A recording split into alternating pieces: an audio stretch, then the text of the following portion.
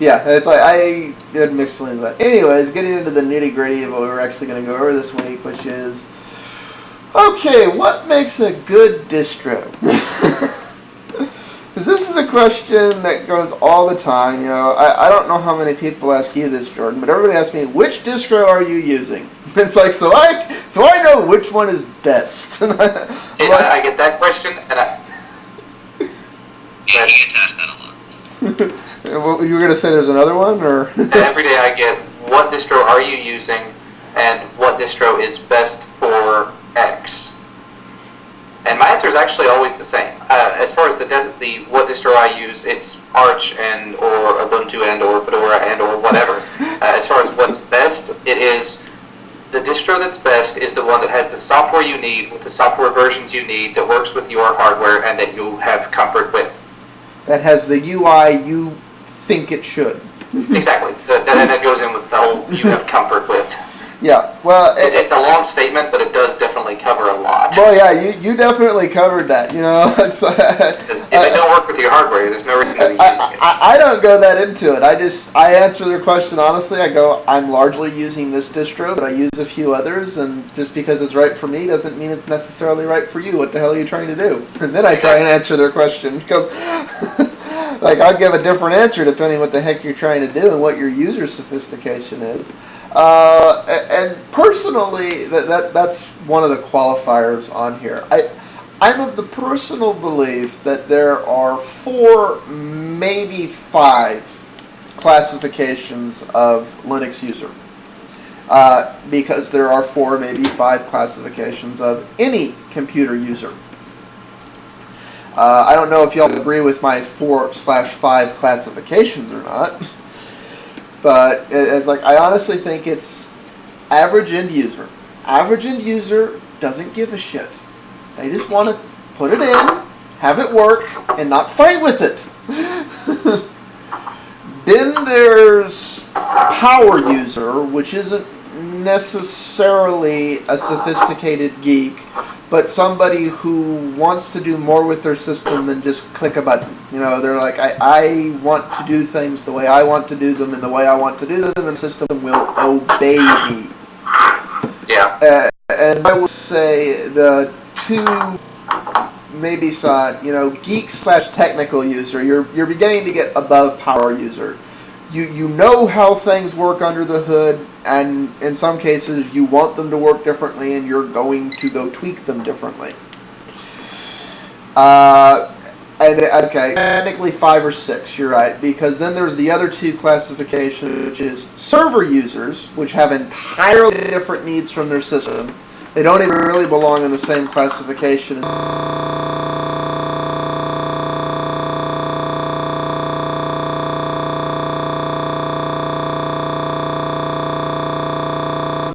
Workspace, that they don't care about games, fonts, any of this stuff. They care, what Office applications do I have, what websites can I work with, is everything accessible? The way that I could see it, I guess instead of having the last 2 there, you have the main 4 categories for home and business. That's you're going true. to have the plain user, and you're going to have all the way up to the geek and technical user at every office. That is true. So basically, it's, are you a home or are you a business user? Which is part of the reason over on the Windows side of things we have Home and Pro. But on the Linux side of things, there's an interesting thing there, and because it's open source, and with the proper tweaking, pretty much any Linux software can be made to run on pretty much any Linux distro. You can turn any distro into any of these classifications, depending how much work you want to do. Do I necessarily think that you should do that? No. If you wanna run a server, I do not think you should start with PCLinux, which is largely a very end-user friendly system. You can do it. You can install everything you need to use PCLinux as a server onto PCLinux, but I don't think you should do that because you're making a mountain out of a molehill. Largely for servers, unless y'all can think of any more recommendations, it's a short list. You know, Red Hat, OpenSUSE, which is based on Red Hat, Fedora, which is the free Red Hat, and CentOS. Right, I said, which is the wait, no. I said CentOS in place of OpenSUSE. I meant CentOS, not OpenSUSE. I said the wrong one. Thank you for correcting me. Yes, really, I think those are the three as far as servers go right now. Well, I mean, there's a lot of people using Ubuntu server, including, Wikipedia. Yeah, I know. But Ubuntu server is... I'll throw it in as a fourth, but I will say... Well, you've set up an Ubuntu server recently. Like, how... Would you honestly run an enterprise thing on that without doing a lot of tweaking? I'm just saying. I don't know. A lot of people do. There's a lot of big websites running Ubuntu for their server. Okay. I'm not going to say that it's better than Red Hat, because I haven't tried it, but I know that it's definitely capable. Honestly, what that comes down to, because the other three are Red Hat derivatives. There's Fedora, Cent, and Red Hat. They're all basically Red Hat. They're just done. The reason you would want is, depending what type of server you're running, it would be worth it to go with Ubuntu based, even though you may have to do some more tweaking to go with Ubuntu server, because you get access to everything on Ubuntu. You get access to all the Ubuntu packs, which is a different set of packs. There's no reason you couldn't redo those, but it depending what type of thing you're doing, you may want to do it different. Any 2 cents on that, Jordan, or? Not really. Okay. Moving on to something people actually care about, which is, okay, I've never used Linux before. What distro should I use? A lot of people are going to yell at me for this, but I would argue that there's at most 5 distros that make that list, and I don't know about 5. Okay, fine. You have some in your head. Name the few you would sick on a virgin user. Me? Never used Linux before. You want them to have a good experience. You want them to stick a disk in and their hardware largely just works, and they can kind of figure out what they're doing. I would say Mint, PCLin, and Ubuntu only because that's where you're going to get the most help. That's it. And I would largely disqualify Ubuntu from that because of some of the things with Ubuntu. When I do that, I have to quantify it. This goes back into the classifications of distros, and that is, I would argue Ubuntu raw Ubuntu is more a power user system than a true end user system. And that once you've done the tweaks for your system, it's a great OS. But a power user is who's going to do all those tweaks. And a raw virgin end user who's never used Linux before in their life is going to be a little lost on what these tweaks are. It goes into something Jordan's pointed out more than once. All these people go, what about this Ubuntu derivative distro that's done all the tweaks for me? It's like, I would almost argue if you want to start with Ubuntu, you're better off going with one of those. However, here's what I've never found. I've never found an Ubuntu derivative that is GNOME. It's classic GNOME. It's just everything GNOME-ish that has all the tweaks that should be done for a virgin end user where they're just going to have a good experience. The drivers that Ubuntu doesn't include, the codecs, like all the things where it's just the computer's largely just going to work. It's going to have the 3D effects. It's going to have a good set of start applications so they can kind of get used to what they need to be looking for in the repo and things like that. Very much what PCLin does for KDE. It's just kind of pre-tweaked everything. And I would argue if you like more the Windows than the traditional GNOME style, Mint does equally as well, but it's GNOME based. I haven't found one that has the Mac-ish-like style of GNOME that Ubuntu goes for that I would put in that same... If you go with this, 9 times out of 10, it's just going to work and you'll have a good experience while you're getting your legs.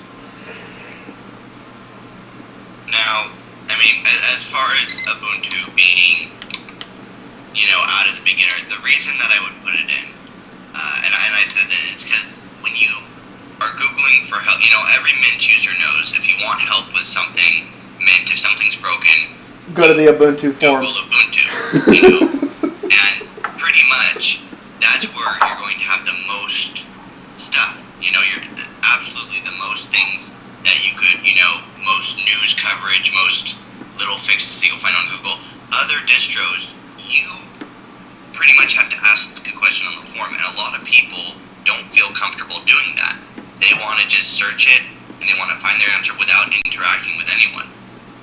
Well, I'll let you in on a little tidbit, because like we're saying, most Linux distros play nicer with each other than you think. There's actually a problem I was having with a printer one time, and I found the answer to it on an Ubuntu forum. Just through Google searching. And it worked fine on my PCLinuxOS distro, because it had to do with do this little tweak here, and of course they're both using the same open source pack. Just one was compiled on an RPM and installed through Synaptech, and the other one was compiled in Deb and installed on a Sun, but it's the same software running on both distros, so it's like, here's what's wrong with it. It's like,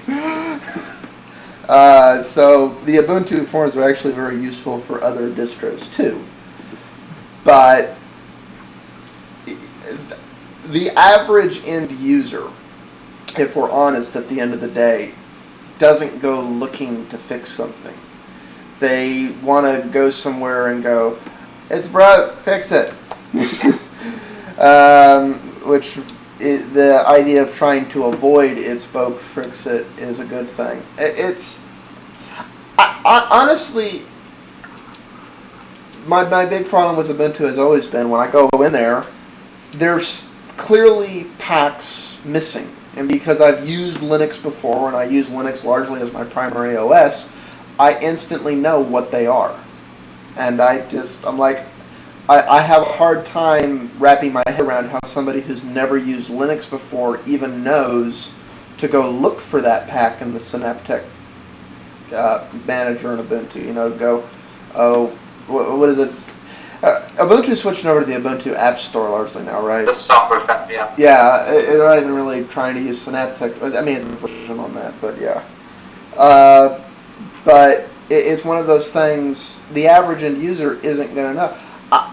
I can't count the number of people who I know are not dumb people. They're not unsophisticated users. But they'll make statements all the time. Boy, I really wish Linux could do this. And it's something, the systems I classify as true end user systems do out of the box.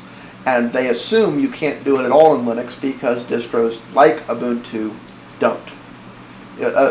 A vetted Linux user knows all I have to do is go add this pack here, and now it can do it. But it's one of those things, you kind of have to know the question you're asking to find the answer, and if you're a virgin, you're not going to know. I didn't mean to turn this into bashing on Ubuntu. I apologize to all the Ubuntu users. It is a good OS. It's just, I think it's more in the power user level. I guess where would you put it, Jordan? Would you put it more? With Ubuntu? Would you put? I think it's like if this is. I mean, it's not like this is a clear-cut line. I think end user starts at I am a complete noob and I've never used before to not quite a power user, and then you cross over to power user, and I think Ubuntu kind of straddles that void between the two where it... The thing you have to keep in mind is a lot of the people that are going to end up with Ubuntu or any Linux distro are not going to be the traditional end user, because I think I've said this a bunch of times before, the traditional end user has no idea what an operating system is. Well... They know they have an internet button and they've got a music button. I've met far too many of these. There is that aspect of it too. However, I have noticed as of late that what I'm coming across more and more is a new class of what I would consider average end user, and that Historically, yes. The average end user, my computer came this way and it just does what it does. But oh, it's running slow. I gotta buy a new computer. Exactly. Man. However, what I have noticed is, as of late, partly because of the economy, and partly because of annoyance with the direction Windows is going, there's an emerging class of end user that I don't want to go this way, but what is my other option? Because I can't afford a Mac. I don't.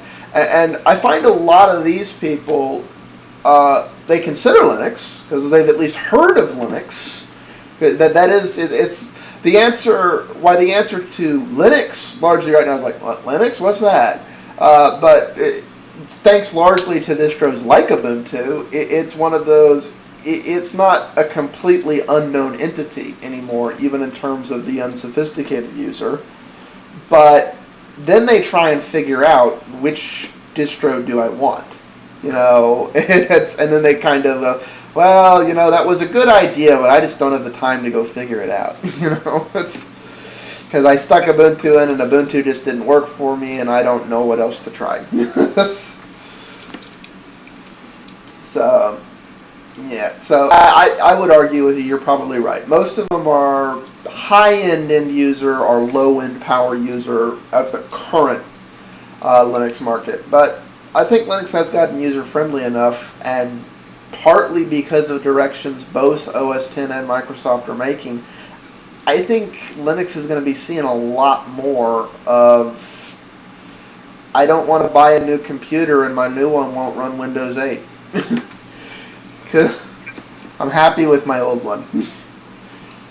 Right, a lot of people are happy with their old one, so they don't even think that they would need to change. A lot of people don't even know that OSs get sunset because, again, they don't know what an OS is. Well, that's true. Well, it'll come down to some other things, too. So, maybe I'm being a little altruistic there, a little naive to think that more of those people will wind up switching in the future. Who knows? Okay, so we've given a list of end-user systems. What about power user systems? Do we want to define that more before we go into it, or want to just give a list of what we would classify in that? Ubuntu definitely goes in that one, no matter what. That's the thing. Ubuntu can actually fit into any of these, even the server ones, even the business ones.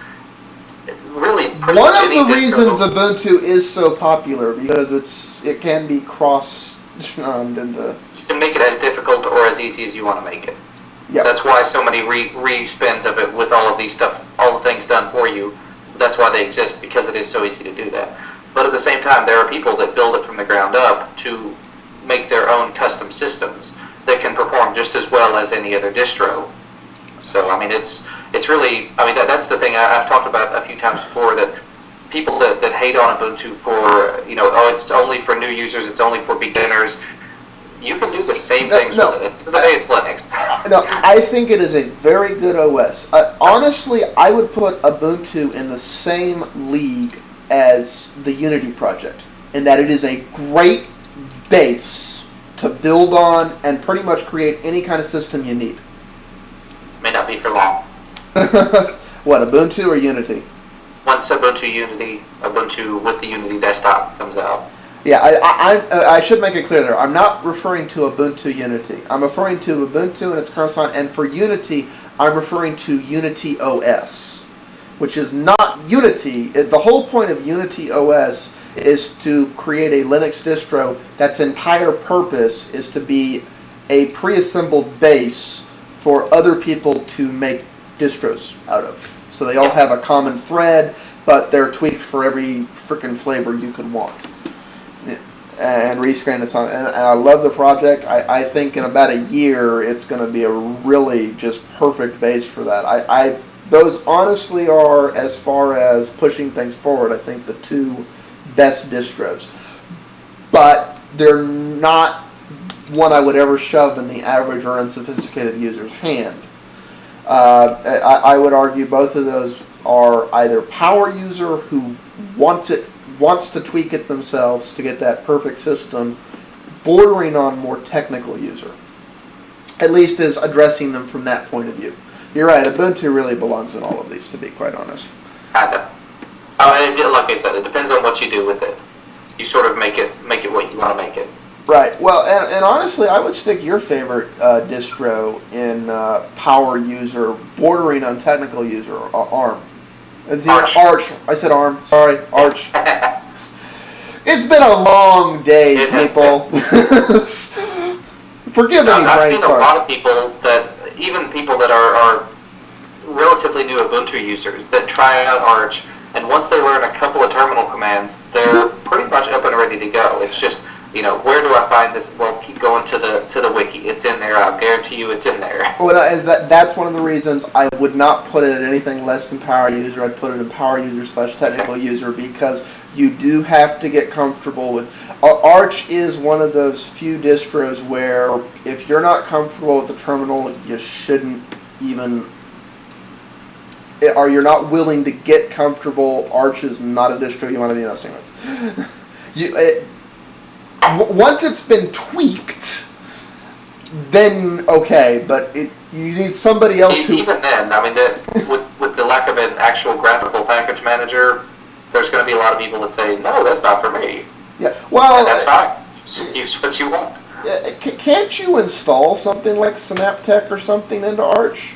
I think you can. I don't know if it works with the Arch repositories, though. There have been some graphical utilities in the past. I know there's one called Blinky, but I haven't tried it myself. There was one called GTK Pac-Man, but the last time I heard about it, it was completely broken. Okay. Yeah. Yeah, that's one of those things. It's like I mean, it's not like it's hard. Once you get used to a few terminal commands, little things like / to make something executable, and it's very simple things. It's like, but it's one of those things. It's a lot of people don't want to have to. A lot of people want it to just work. Yeah.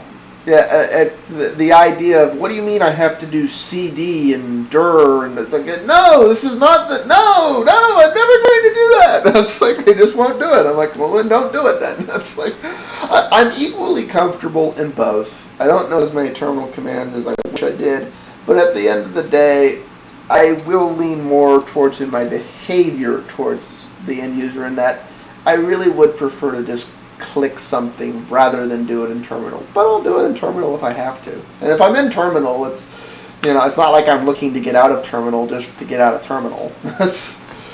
I always find those applications that are written for Linux weird. It's like, this is a terminal application. You launch it by opening terminal and typing a command, and then it opens a GUI. It's like, why isn't there just a shortcut then? I'm like, it's like, anyway. The main time I will avoid the terminal for something that should be terminal based is when the terminal command is so outlandishly huge and hard to remember that it's just kind of ridiculous to do. As an example, ffmpeg for screencasting has this command that's this long to screencast. Yes, I've used it. You know what my solution to that is? I have a text file saved with the command in there, and I go Control C, Shift Control V. It's like, that is my answer to that. The alternative way, the way that I've been doing it, is Kazam Screencaster, which is basically, at the end of the day, a wrapper for FFmpeg with a couple other things built in. Well, no, that's the other thing. It is amazing how many applications. Everybody's like, "Well, Linux is all terminal driven." Well, it's amazing how many of the Linux applications. That's what they are. They're a nice, pretty GUI wrapper for this god awful, quote-unquote god-awful, well, nobody wants to use that, that's terminal-driven, and that's basically all it does. You push a button and it executes things in the terminal. It's like really, wow. You mean a simple GUI wrapper is all it needed to suddenly not suck? It's amazing how nobody ever gives it credit for that. It's like, FFmpeg sucks because it's terminal. I'm like, yeah. It's like the foundation for, I would say, 9 out of 10 any kind of video apps in Linux. It's not a crappy program at all. It just needs a UI. Take your pick. All right. Is James still with us? Yeah, he's still with us. I was going to ask him, you have anything to contribute on that? He's sitting here typing very quietly. You have the quietest keyboard I've ever heard. That's good. I need to buy a keyboard. I like my keyboard loud, damn it. I have my cheapo Dell that came with my Dell. Oh well. Looking around, I see entirely too much Dell, but I like it. I'm not a fan of Dell, but that's a different matter altogether. I just had good experiences. You've had good or haven't? I have. I've got a laptop sitting in front of me that I'm running Fedora 15 on live that I've had for 3.5 or 4 years or something, and it's fine. Nice. Anyways, were there any other distros aside from, like, I think we've put 3 in there that you'd put in the power user / bottom technical user? What is it? We put Arch, Ubuntu, and Unity? In the power user group? Yeah. Yeah, I mean, that would... Let's see, power user... Where would you put OpenSUSE? I mean, there are a lot of things about it that are easy enough that an end user can do. Honestly, my impressions of OpenSUSE are very much like Ubuntu. You can classify it as an end user system, but I'd put it on the higher echelon of end user. Because there are some things that you need to be a little bit more sophisticated of a user to... it's not good. It's one of those things, just like Ubuntu. If somebody if your Linux nut comes over and installs it for you and pre-configures it for you, you're going to have a great experience. But if you do it yourself and you've never used Linux, just like with Ubuntu, it's one of those. Yeah, I would rather you go with an Ubuntu derivative that fits what you're looking for. Would you classify SUSE the same way, or? I can't say I've spent enough time with it to really classify it one way or another, but the time that I have spent with it, I would put it somewhere between Ubuntu and Fedora in terms of end-user friendliness. And actually, speaking of power user type things, Fedora actually sort of bridges that gap between, I guess it would fall power user. Yeah, I will say that's the thing. With a lot of these distros, they're like a hodgepodge. They basically live half in both worlds. They're like that razor line right between the two. They're like a little bit over here and a little bit over there. And one little utility can make all the difference. And we should make it clear, what we're talking about here is the out-of-the-box experience of them. If you have somebody who's used this distro before, who's going to come over and install it and pre-tweak it for you, whatever distro they're using, I'm sure by the time they're done tweaking it will fit you perfectly.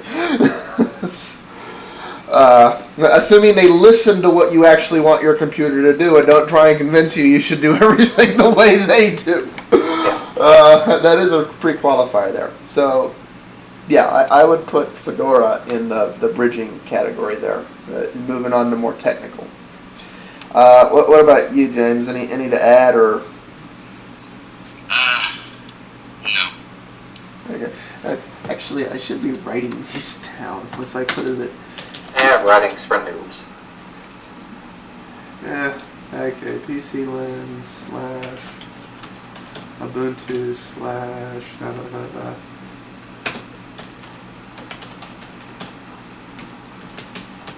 Anyways, and then over here we're also going to put Arch and Unity. Excuse me, Arch and Fedora. It's like I think Fedora is obviously the first one to put in technical users. And I don't get these people, but there are those ridiculously sophisticated users who mess with servers all day and for some reason want to use the same OS they're using on the servers at work as their end user system at home. I think they're a little touched in the head, which is why I put them in the technical user category. But what about y'all? But would you classify, I mean, other than Fedora, what would you put in the technical user category? Sorry, I had myself muted. In the base distro, like Debian and Fedora, or excuse me, Red Hat, CentOS, whatever, Slackware, Debian and Red Hat can be very power user friendly. But they need I forgot about that. You're right. It's just you have to do all this tweaking. You have to add this stuff to them. But once you do, you're right. It is just as user-friendly as... we should explain what Slackware is for people who like, what the hell is Slackware? Slackware, my personal definition of Slackware is you're touched in the head. Because here is what Slackware is. You start off with no permissions to do anything. It's completely and totally locked down. And if you haven't added the permission to do something, it isn't there. Which makes it one of the most secure distros there is, because the only things open are the things you've opened. It's the exact reverse of an end-user system in that every possible door that could exist is deadbolt locked until you unlock it. Which, if you're a security nut or a privacy advocate, that's one of the few distros that just fits the build to you to a T. But you need to understand you're going to have to give yourself permission to do every single thing as you configure that system. Is that your general description of Slackware, or would you provide a different one? I honestly haven't spent enough time with Slackware. It's been several years since I've really done anything with it. Well, it's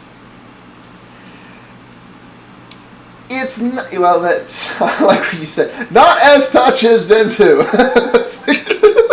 Ironically, for some reason, Gentoo is more popular, which is that's like one of the reasons Slackware is not as widely known and not as popular. It's got like this little niche cult following, but it's not. A lot of it's the package management. Yeah. Even though Gentoo, a lot of it is custom compiling. I think there are a lot of binaries out there for it too. But if I remember, Slackware doesn't have the same sort of repo structure, does it, if any? No, not really. You're pretty much left to yourself to configure all of that. Makes me want to try out Frugalware. Frugalware is Slackware plus repos and Pacman, the Arch package manager. Yeah. Well, it's and I would put all the Slackware derivatives, and that's honestly, all those Slackware derivatives are more popular than Slackware itself for reasons like that. Anyways, what were you saying, James? Oh, I said that the whole Slackware. I was just saying that people say that Slackware, back when it started, since it is one of the oldest distros, was like the first, usable Linux. Even though it seems so hard now, back then, compared to what else? It was one of the first ones to get, more user and stuff, but it's its default is nothing's on till you enable that permission, which is, that can be a little cumbersome if you don't even know what you need to be turning on. It's like every single thing you'll try and do. Oh, you haven't opened this door yet. Please go find the key. It's like, that can get just a little annoying. So it's for the people that like Zelda games? I would say it's more for the people, well, okay, you definitely have to have the problem-solving IT-edness of Zelda game, but I would say it's more for the people who want to know their system is secure. Because one of the things that inherently comes with more usability is some things are open that you may not even be aware are open until somebody takes advantage of them. And with Slackware, you know what's open because you opened it. You did it. You have nobody to blame but yourself. It's not, boy, I didn't even realize this hole was here. It's like, no, I know it's here because I put it there, damn it. It's like, that's the real thing.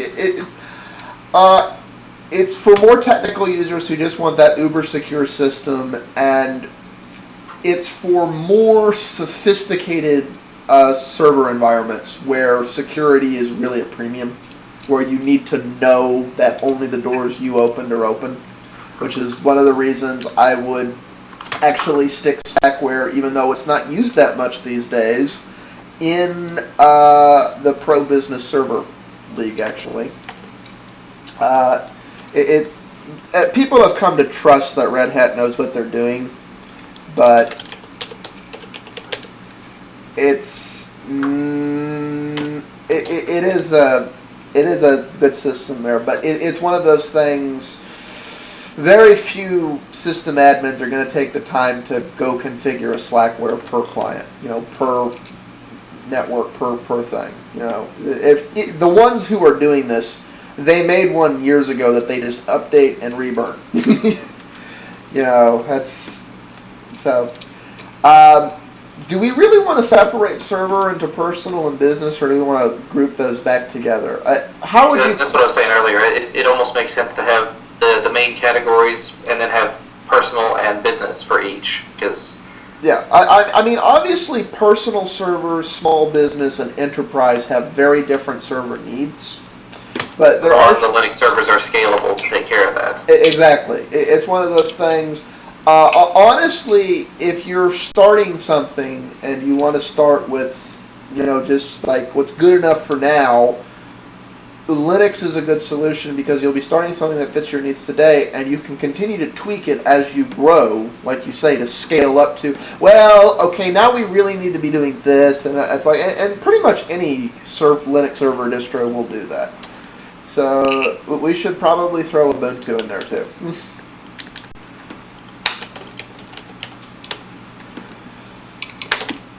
It's like we were saying for servers, like Red Hat. We should point out the primary difference between Red Hat. Out of curiosity, James, Jordan, are you missing with the servers at your work there, or? All of the servers where I work are Windows.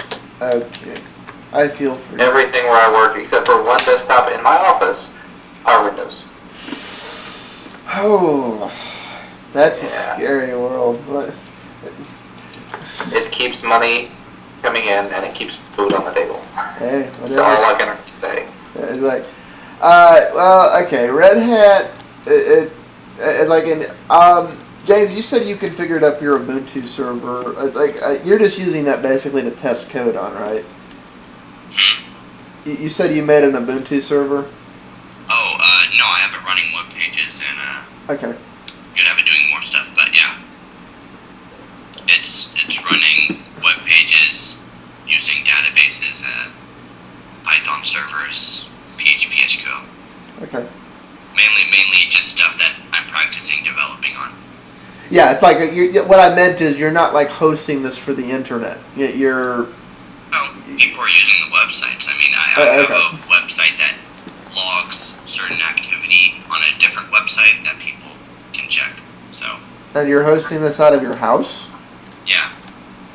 Wow, no wonder you're having internet problems. No, believe me, it's not that. It is my dad configuring the network that's causing that. Yeah, it's like, well, no, and this really is the best solution if you want to host a website out of your house. By the way, I don't recommend anybody host a website out of their house because that's fine as long as a few dozen people are going to go look at it, but if any serious number of people are going to go look at it, your house internet connection does not have a big enough upload pipe to host even a rinky-dink website. I'm just saying, I'm sure several people are going to go, bullshit, bullshit, bullshit. They're entitled to their opinions. It's probably the terms of service of most home ISPs. Oh yeah, it's against the terms of service of almost every home ISP, incidentally. But the real concern there is, at most you have a few megabytes worth of upload capability. Excuse me, megabits, not bytes. Which means, there is only so much pipe there. And if you have a website that suddenly becomes successful, not only will you crash your home internet connection, but people will not be able to access your website in any kind of a reasonable time. You'll end up with websites that take a minute to load. I had one of those. Except mine was hosted through a professional company. Not with my ISP. What is your upload pipe? What's your upload pipe? I don't know. I have pretty decent internet. I mean, I don't like my provider. I have Comcast, but my server loads page is fine. Well, okay, but let me ask you, like, what's the load? Like, how many users are accessing your server at any one time? Not a lot. Maybe 6 at most. See, that's what I saw. As long as it's under 100 at any one time, yes, you can do it from your home site. You're not going to exceed your bandwidth. You're going to be fine. You'll have plenty of pipe. It's when you start to exceed that 100 simultaneous users, like the types of people who... There's two types of people who would try and run a web server out of their home or home office. And that is geeks like James here, who are just largely doing it to screw around. It's like, this is a site, me and a few friends share. Then there are small businesses who kind of want to stick it to the man and don't want to lease actual serving anywhere because they can't afford to own everything themselves, but they're like, and basically nobody can access their right. They're like, well, okay, I want 10,000 people a minute to come access my site through my home internet connection. Great if you want it to run slow as a slug. It's like, it's just not going to work too well. If you have any kind of a sophisticated site, I'm just saying. Yeah, you're probably right. But again, if I did have a site that got popular enough to have hundreds of people on at a time, I would be probably fine with paying for Well, no, it's like, and that's really what when a small business sticks their site up. That's the kind of traffic they're looking for. 10,000 plus people a day, so they actually start making money. And that's not like it's hard to do. It's just your home pipe is not big enough for that. I'd love to live in a world where I had an optical to my house and I could do a video site hosted solely on a little box in the corner over there. I'd love to live in that world, but we don't. We don't live in that world. I don't have last mile to my house. I wish I did. It's like, oh well. Anyways, getting back to the server OSs.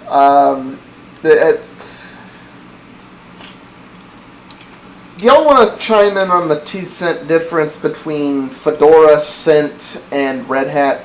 Because they're basically the same thing. The difference is the terms of service. CentOS, as far as I understand, is the source RPMs for Red Hat compiled without all the branding. So any sort of extra patching that goes into Red Hat is not in CentOS. Any patching that goes into CentOS is not in Red Hat. So they're similar but not the same. Fedora is a lot more up to date. It's community managed, maintained, and a lot of the changes from it get pushed upstream into Red Hat. Yeah, I would largely use the same. The way I've always thought about it is Fedora is free because in some ways it is the proving ground for Red Hat. Not entirely. It's not like it's a beta or anything. It's a very stable OS. It's just Well, it's kind of like Ubuntu is free and Debian is it's free as well. But in a lot of ways, Ubuntu can become the testing ground for a lot of Debian stuff, but not really. There's not a whole lot that's pushed upstream. Right. Not as much. On that note, since you brought up Debian, I've noticed. I don't know what you're talking about. I notice a lot of people aren't even really offering Debian anymore as a server OS, but it actually is a pretty good server OS. Would you stick it in here still, or would you say... They just had a stable release. I think it's probably safe to go ahead and do that. Okay, yes. Well, I was referring more to is we're trying to keep this to like a short list, so basically this is a cheat sheet for what do you want to do, and what kind of user are you, and what are your end goals here? And I'm like, there's actually, I'll see if I can find it. There's a site where you give it a couple answers, and it will tell you these distros match what you want. Use one of these, and you should be happy. Stick that in here. We'll put that in the show notes also. It's like, but it's one of those. How many answers does that give you, though? Does it like try and limit it to 3 to 5, or does it give you every possible distro that fits in? I found it. Let me just stick it here at the end. Okay. We can see what it says. Yeah, because there's plenty of distribution is included. There's only about 10 to 12. Oh, okay. But it does have Arch and Foresight Linux on it. Foresight's one that does get commonly left off because it's been sort of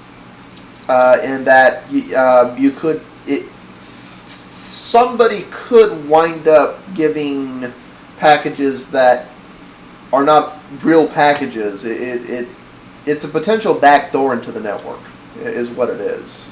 Which is, you're right. It had just because, and I have a problem with making anything like that laissez-faire, even though, like you say, oh, Linux largely isn't being targeted right now, and especially in servers, because in servers, Linux is being targeted because it's one of the predominant OSs. That would be something that I guarantee you somebody would target and exploit if you're a big enough company. So that actually brings up an interesting point, and something that I haven't really seen anybody mention. Like you said, Linux is one of the predominant, well, if not the predominant OS for servers. I'd say it's like it's a high percent. It's like probably 60-40 Unix, Linux, bouncing back and forth between 70, and then there's some Windows. And anyways. But the other part of that is the silent contender, Android, has come up the ranks and become the world's, I think it's actually the top now, the most owned smartphone OS. So at this point, Linux dominates the server, dominates the smartphone, will hopefully dominate the tablet very soon. I mean, there are going to be so many tablets in the next year. We should quantify that. Right now, it dominates the U.S. market. It doesn't yet dominate the global market, but probably by the end of the year. And that's just because there's a lag behind there. I thought I read that. It depends what metric you look at. It doesn't matter because they're going to be dominating by. Well, and we should point out that, incidentally enough, that's not just Android. WebOS is also a Linux operating system. It has different rules than Android, but it is Linux. No, it's like, let's see. Linux largely dominates server. It's a lot more changed, as I understand, right, than Android is, Right, but it's still Linux-based. So Linux largely dominates server, largely dominates smartphone, like you say, soon to dominate tablet. Really, the only area it isn't dominating is end user. And I've had my theory about that, is that, Linux may be faster, it may be better, it may give you a lot more, but the end user who's just buying something based off shininess and advertisements doesn't really know or care about that. So that's why it has such trouble. Well, I would argue that, with things like CompPiz and all the 3D effects and the glass effects you can do in Linux and the sheer customizability of...